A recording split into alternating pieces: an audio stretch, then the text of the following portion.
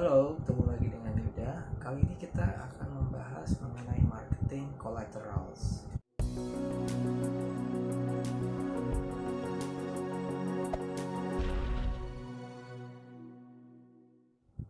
Marketing collaterals yang kita bahas adalah berkaitan dari penerapan logo kepada media pendukungnya. Nah, marketing collateral sendiri artinya adalah media-media turunan atau media-media pendukung yang dibutuhkan pada sebuah perusahaan. Marketing collaterals pada pemahamannya adalah setiap perusahaan itu memiliki kebutuhannya masing-masing. Kebutuhan apa yang dimaksud? Kebutuhan yang berhubungan dengan desain. Misalnya bank itu punya kebutuhan mulai dari formulir, brosur, poster, dan lain-lain, website, medsos, dan lain-lain. Kebutuhan-kebutuhan itu yang harus dibuat items desainnya. Jadi kalau misalnya kita ambil contoh hotel itu punya kebutuhan apa saja. Misalnya di F&B-nya, di bagian F&B, bagian restoran memerlukan misalnya cake box, memerlukan peeling sheets, atau membutuhkan table tent dan sebagainya. Untuk promosinya membutuhkan brosur, flyer, print ad, dan lain sebagainya. Untuk kebutuhan sosial medianya, semua sosial media termasuk Instagram feed, Reel, dan sebagainya. Nah, itu semua perlu desain. Nah, sekian banyak kebutuhan itulah yang kita sebut collateral design. Collateral design pada intinya adalah turunan daripada visual identity itu. Ketika kita sudah membuat visual identity, maka tidak stop sampai di situ, tapi tugas kita berikutnya adalah bagaimana mengaplikasikan visual identity itu ke dalam media kolateralnya. Seperti yang saya bilang tadi, media kolateral itu setiap perusahaan beda kebutuhannya. Ya, misalnya di perusahaan ekspedisi antar barang itu, misalkan FedEx lah ya, kita ambil contoh. FedEx itu kebutuhannya mulai dari boxnya, mulai dari mobil, seragam, topi, sampai signage building ya, print ad-nya, kebutuhan medsosnya, itu kita sebut adalah media kolateral. Tinggal bagaimana kategorinya saja. Oke, berikutnya adalah bagaimana caranya kita mengetahui kebutuhan media kolateral sebuah perusahaan. Pertama yang kita lakukan adalah tentunya meriset perusahaan itu.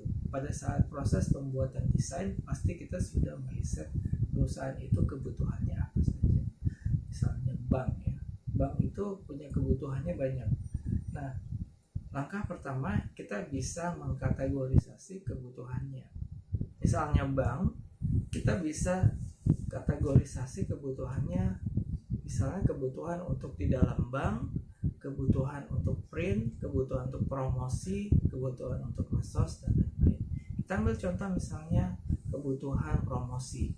Promosi sebuah bank itu memerlukan apa saja. Kebutuhan promosinya kita breakdown lagi menjadi cetak, ya, print, medsos, branding promotion, atau exhibition. Nah, oke, coba kita breakdown satu-satu. Untuk kebutuhan print kita bisa breakdown lagi butuhnya apa saja. Misalnya untuk di printnya dia butuh flyer, brosur, print ad, poster, serial poster, dan butuh flyer juga, brosur, dan lain-lain. Nah, itu kita bikin listnya. Terus berikutnya misalnya kebutuhan medsos. Nah, medsos itu kita bisa pecah lagi. Untuk Facebook apa misalnya Facebook ad, Instagram feed, dan seterusnya. Untuk kebutuhan pameran atau exhibition, misalnya ada exhibition di bazar atau di outdoor gitu ya, itu perlu apa aja?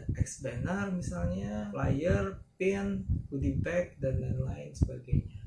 Nah, list itulah yang kita harus cari tahu dulu, karena kebutuhan akan media itu setiap perusahaan berbeda-beda. Nah, setelah list itu sudah kita buat, baru kita akan buatkan desainnya.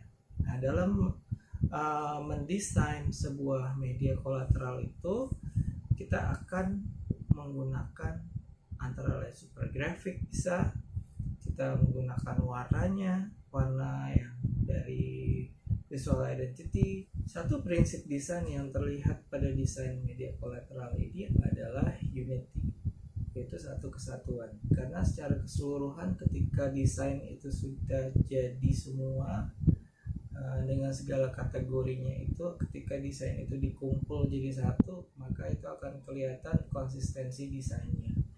Bisa jadi dari warnanya yang selaras, dari super grafiknya. Jadi tidak hanya pengulangan tetapi pengembangan daripada visual identity-nya itu menjadi satu kesatuan kolateral design. Oke, itu aja sekian pembahasan kita mengenai collateral design untuk pertemuan hari ini. Dan please klik like bila Anda suka videonya, dan kita nantikan video-video berikutnya. I'll see you in the next video. Bye.